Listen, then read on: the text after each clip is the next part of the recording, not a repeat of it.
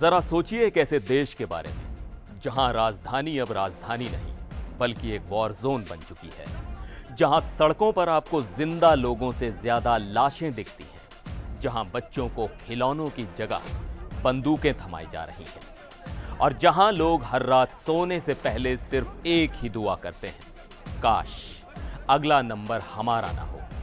यह किसी horror film की स्क्रिप्ट नहीं है, ये हकीकत है हैती की, दुनिया के सबसे असुरक्षित देश की। नमस्कार, मैं हूं सिद्धार्थ प्रकाश। आज हम बात करने वाले हैं दुनिया के एक ऐसे देश की जो इस वक्त शायद अपने सबसे बुरे दौर से गुजर रहा है। एक ऐसा देश जिसकी खबरें हम तक बहुत कम पहुंचती हैं, पर जो पहुंचती हैं वो दिल दहला देने वाली होती हैं। हाल ही में आई 2025 नंबियो सेफ्टी इंडेक्स की रिपोर्ट ने ऑफिशियली हैती को दुनिया का सबसे अनसेफ यानी सबसे असुरक्षित देश घोषित किया है। 100 में से सिर्फ 19 पॉइंट्स। लेकिन यह सिर्फ एक नंबर नहीं है, यह उस नरक की कहानी कहता है जिसमें आज लाखों लोग जीने को मजबूर हैं। तो सवाल यह है कि हैती इस हाल में पहुंचा कैसे? एक राष्ट्रपति की हत्या ने कैसे पूरे देश को गैंग्स के हवाले कर दिया? और बारबेक्यू नाम का यह गैंग लीडर कौन है जो आज हैती का सबसे शक्तिशाली इंसान बन गया है? चलिए आज इस पूरे मामले को परत दर परत समझते हैं। कहानी की शुरुआत होती है 7 जुलाई 2021 से। उस रात हैती के राष्ट्रपति जोवेनेल मोइस की उनके अपने बेडरूम में घुसकर बेरहमी से हत्या कर दी गई। उन्हें 12 गोलियां मारी गईं। हमलावर विदेशी भाड़े के सैनिक थे।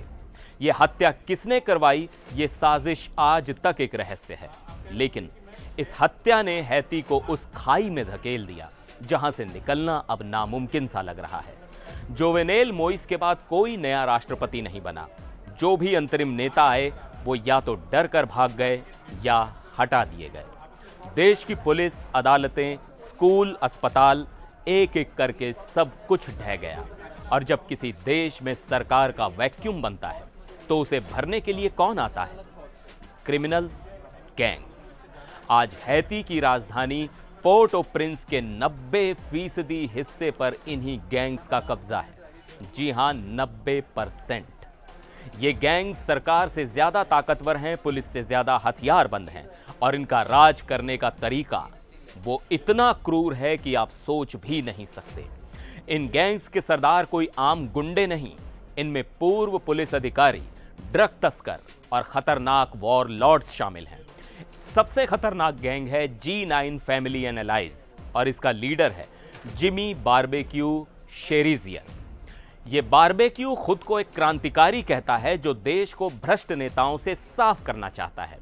लेकिन इसकी सफाई का तरीका है दहशत। इसके लोगों के वीडियोस हैं जिसमें वो आम नागरिकों को जिंदा जला रहे हैं, लाशों को सड़कों पर घसीट रहे हैं और पुलिस वालों के सिर काटकर खंभों पर टांग रहे हैं। एक और गैंग है 400 मावोजो। इनका काम है एक्सप्रेस किडनैपिंग। ये आम लोगों को सिर्फ $100 यानी करीब 8,000 रुपए के लिए किडनैप कर लेते हैं और महिलाओं को उनके बच्चों के सामने सेक्सुअली असॉल्ट करते हैं। आप सोचिए उस माँ बाप पर क्या बीतती होगी जिनकी 3 साल की बच्ची का गैंग रेप कर दिया जाता है, या उस लड़के पर जिसे 10 साल की उम्र में जासूसी करने या हत्या करने की ट्रेनिंग दी जाती है। यूनिसेफ की रिपोर्ट्स के मुताबिक ये सब आज हैती की हकीकत है। 13 लाख से ज्यादा लोग अपना घर छोड़कर भाग चुके हैं। 10 में से 6 अस्पताल बंद हैं क्योंकि गैंग्स वहां से दवाइयां और ऑक्सीजन सिलेंडर लूट लेते हैं और पुलिस का साथ देने के शक में मरीजों को ही मार डालते हैं। हालात इतने खराब हैं कि लोग अब खुद हथियार उठा रहे हैं। बुआ काले जैसे सेल्फ डिफेंस ग्रुप्स बन गए हैं जो गैंग मेंबर्स को पकड़कर बीच सड़क पर जिंदा जला देते हैं।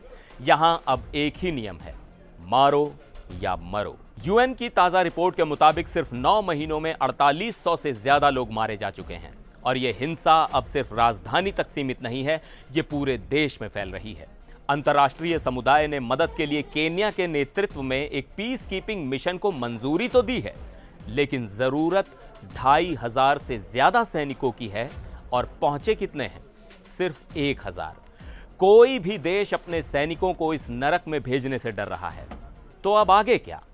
हैती अब उस कगार पर है जहां से वो पश्चिमी गोलार्ध यानी वेस्टर्न हेमिस्फीयर का पहला परमानेंटली फेल्ड स्टेट बन सकता है। एक ऐसा देश जिस पर हमेशा के लिए गैंग्स का राज होगा। अगर ऐसा हुआ तो इसका असर सिर्फ हैती पर नहीं बल्कि पूरी दुनिया पर पड़ेगा। एक बड़ा रिफ्यूजी संकट खड़ा होगा। हथियारों और इंसानों की तस्करी का ये एक ऐसा नया अड्डा बन जाएगा। हैती ने पहले भी बहुत कुछ झेला है, 2010 का भयानक भूकंप, 2016 का तूफान, लेकिन वो कुदरती आपदाएं थीं। ये आपदा इंसानों ने खुद बनाई है। ये वो आग है जो क्रिमिनल्स ने लगाई है, जिसमें आज एक पूरा देश जल रहा है। सवाल ये नहीं है कि हैती को कौन बचाएगा, सवाल ये है कि क्या अब उसे बचाया भी जा सकता है। इस बारे में आप क्या सोचते हैं? क्या दुनिया को हैती के लिए और ज्यादा कुछ करना चाहिए? अपनी राय नीचे कमेंट्स में जरूर बताइएगा। मिलते हैं अगले वीडियो में, तब तक के लिए नमस्कार।